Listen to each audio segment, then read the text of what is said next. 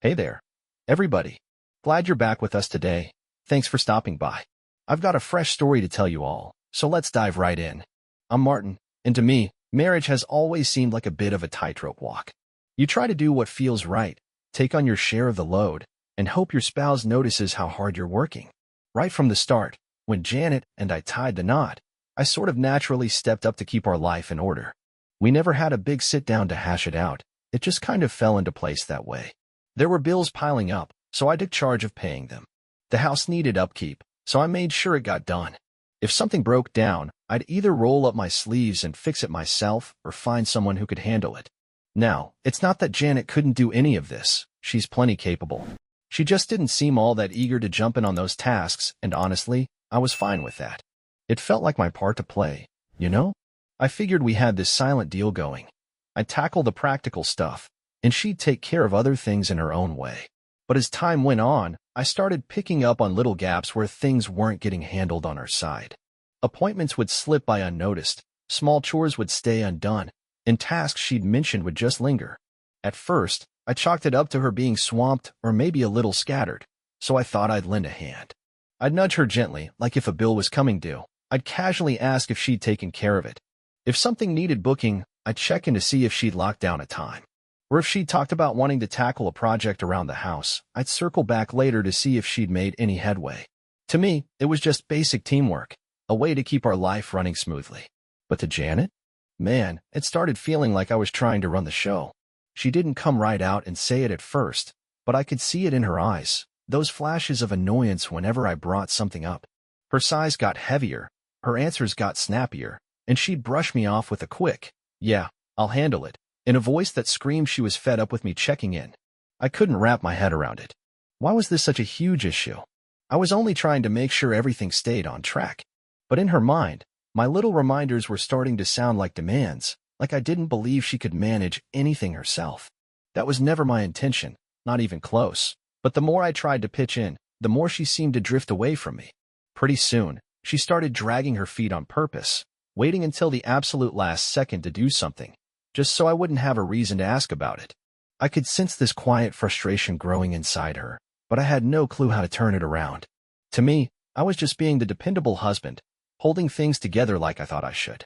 But to her, it felt like I was acting more like a babysitter, hovering over her every move. The worst part? I had no idea how bad it was getting. I never saw the storm brewing, not until it hit me square in the face. It all came crashing down on a night that, at first, felt as ordinary as any other. So we just wrapped up dinner, and I was busy clearing off the table while Janet sat there, thumbing through her phone. She was only half tuned in as I rattled off a couple of things that needed sorting out. I kept it light, just dropping little nudges, like mentioning that the internet bill was coming up for renewal soon and asking if she'd gotten around to dealing with it. But the second those words slipped out, I swear I felt the room change. She let out this heavy sigh, plopped her phone down, and mumbled something under her breath. "Why do you always do this?" she said, barely loud enough for me to catch. I froze, totally thrown off. "Do what?" I shot back, honestly baffled. She spun around to face me, and I could see the irritation already locked in her eyes. "You're always on me, reminding me, pestering me, acting like I can't run my own life unless you're hovering over my shoulder," she snapped. "I don't need you calling the shots for me, Martin. I'm not your possession." Her voice climbed higher, sharp with frustration.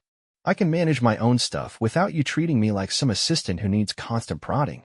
I just stood there, dumbfounded, my hands still clutching a couple of plates. I'd never once thought of myself as some overbearing jerk trying to control her. I'd never talked down to her or treated her like she was less than me. Everything I did, every reminder, every check-in, was just me trying to keep our life from falling apart, to catch the little things before they turned into big messes. I opened my mouth to explain, to say something in my defense, but no words came out. What could I even say? That I was just trying to hold things together? That I didn't see her as some servant, but as my teammate? Would she even buy that? Instead, I just stood there, letting her words sink in like a punch to the gut. If she really saw it that way, if my efforts felt like chains to her, what was the use in arguing? She didn't view my help as support. She took it as me doubting her, stomping all over her freedom. And if that's how it landed, maybe I'd been off base this whole time. Maybe I'd been leaning in too hard without even noticing. So, I did something I'd never done before. I took a slow, deep breath, gave her a single nod, and just said, "All right." That was it. No back and forth, no trying to justify myself, no big speech. Just all right. I'm not sure if she expected me to dig in my heels or argue my case, but I didn't have it in me. I wiped my hands on a dish towel, wandered over to the couch, and plopped down without another word. If she wanted to run her own show, she could have it. She wanted the reins? They were hers. From that moment, I stopped nudging her about anything. No more asking if she'd booked an appointment. No more checking if she'd paid a bill. If I noticed something around the house begging for attention, I kept my mouth shut. Even when I saw her car's gas needle flirting with empty, I didn't say a peep. It wasn't a breeze at first, let me tell you. For years, I'd been the one naturally stepping up, keeping the wheels turning, making sure our little world didn't grind to a halt. Letting go of that. It felt strange, like I was unlearning a habit I didn't even know I had. There were times I nearly opened my mouth, just out of pure reflex, ready to nudge her like I always had. But every time, I caught myself, reminding myself that this was what she wanted. At first, Janet seemed to really blossom with all that new breathing room. I wasn't there peering over her shoulder anymore, asking if she'd taken care of this or that. She could glide through her days without me chiming in about deadlines or chores, and I could tell she was loving it. That freedom, that feeling of being fully in the driver's seat of her own life, it suited her. She started calling the shots without looping me in, which was totally cool by me. She'd book appointments whenever it struck her fancy, handle stuff at her own rhythm, and didn't feel the need to keep me posted on every little move. It was almost like she'd been itching for this moment, a chance to show she didn't need me playing quarterback. But here's the thing I started to figure out. Being on your own isn't the same as being ready for everything. Without me giving her those gentle prods, little stuff began slipping past her. She forgot to cancel some subscription she didn't even want anymore, only noticing when the charge popped up on her bank statement. No refunds allowed.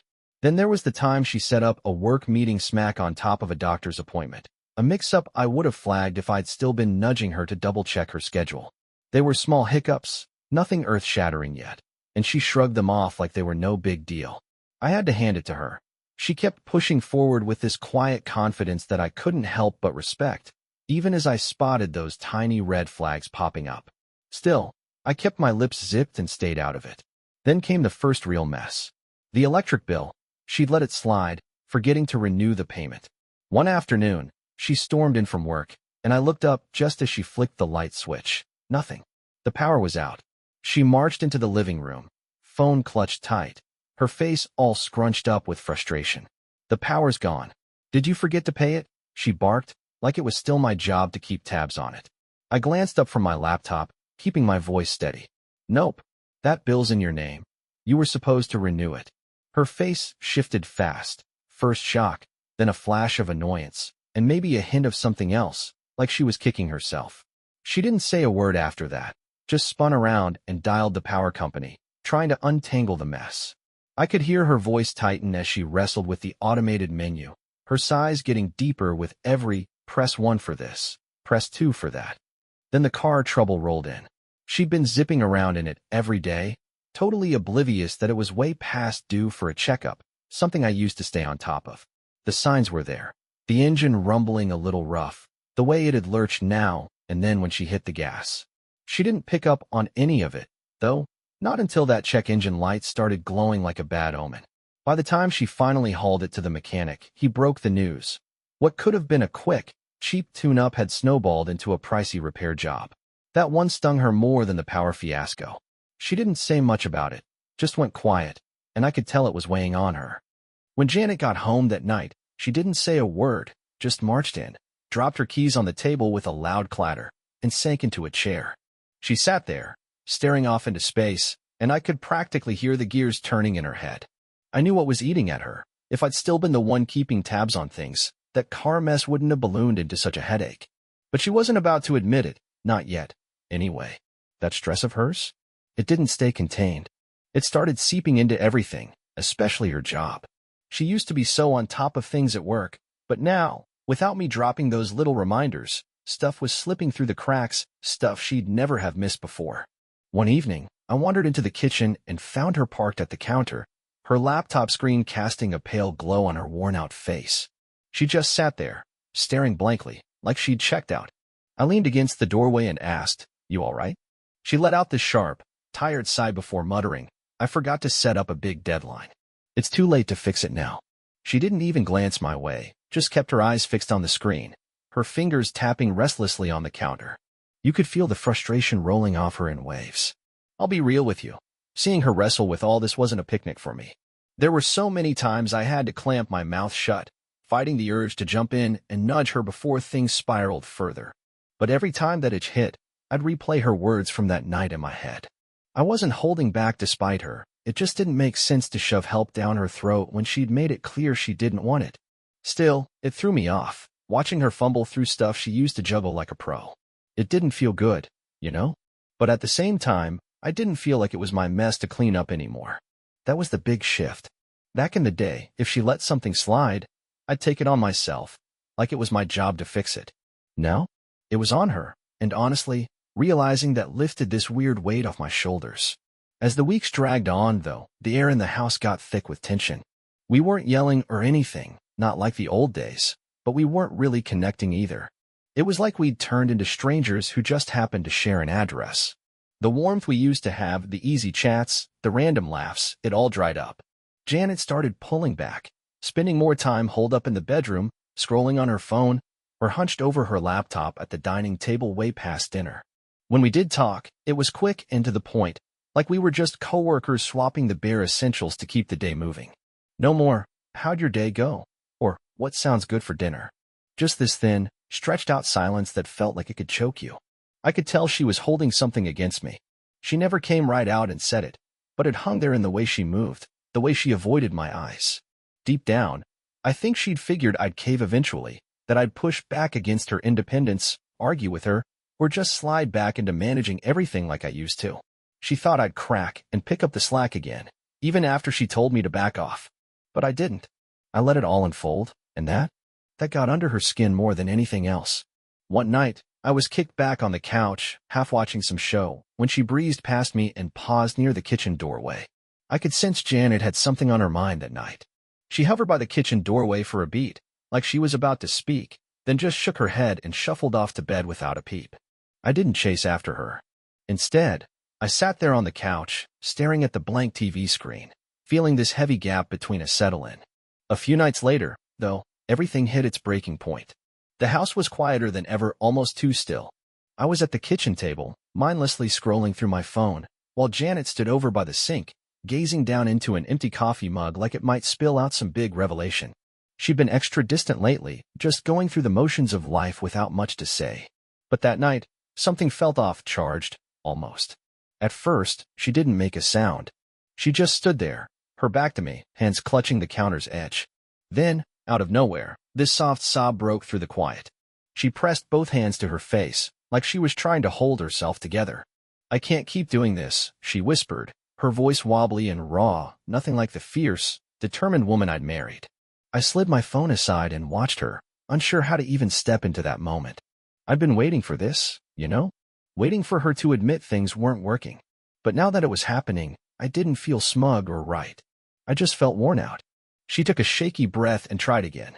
I never meant that I didn't need you," she said, swiping at her tears like she was mad at herself for letting them fall.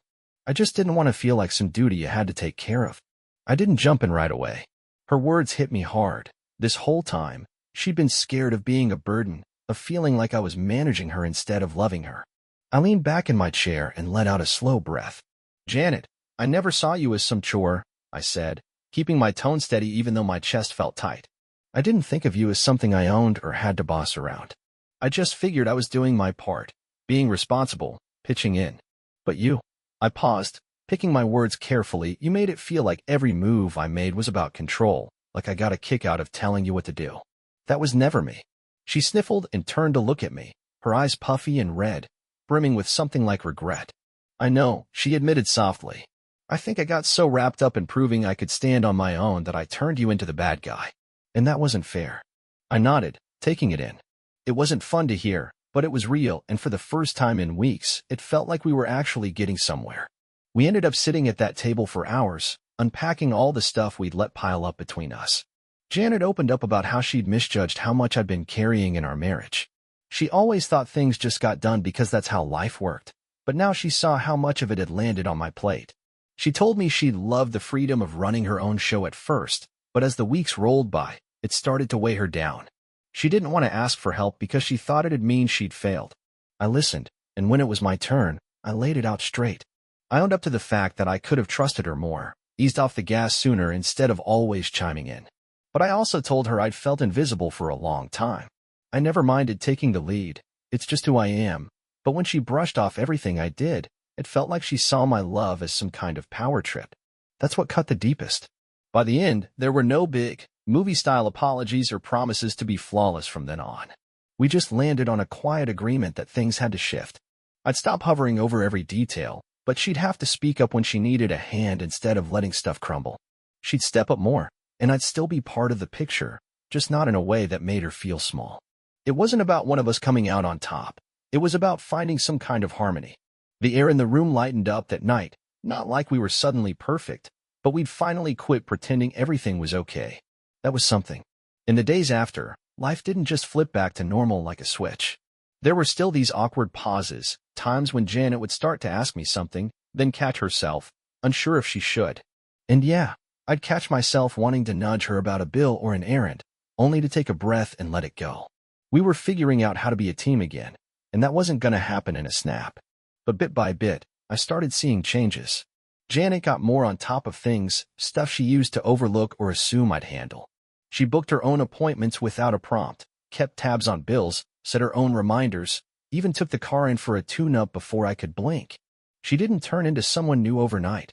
She just started seeing why those little things mattered. Meanwhile, I learned to hang back. I was still around, still in the mix, but not in a way that felt like I was breathing down her neck. If she wanted help, I'd jump in. If she needed a boost, I was there. But I didn't feel like I had to haul the whole load anymore. For the first time in ages, our marriage didn't feel like a solo mission. We'd stumbled onto this middle ground. Janet had the space she craved, and I had the partnership I'd always wanted. More than that, we had respect, not just for each other, but for what we each brought to the table. Looking back, I see it now. Love was never about calling the shots. It was about lifting each other up. I'd spent so long trying to keep everything on track that I didn't realize how much it made her feel sidelined. And she'd pushed back so hard against me that she didn't see I just wanted her to notice I cared. We almost let it tear us apart, but thank goodness we caught it in time. So that's our story for today, folks. What did you think? Drop a comment, share your own take, or maybe pass this along to someone who'd vibe with it. If you enjoyed this, give it a thumbs up, share it around, and hit that subscribe button for more. Catch you next time.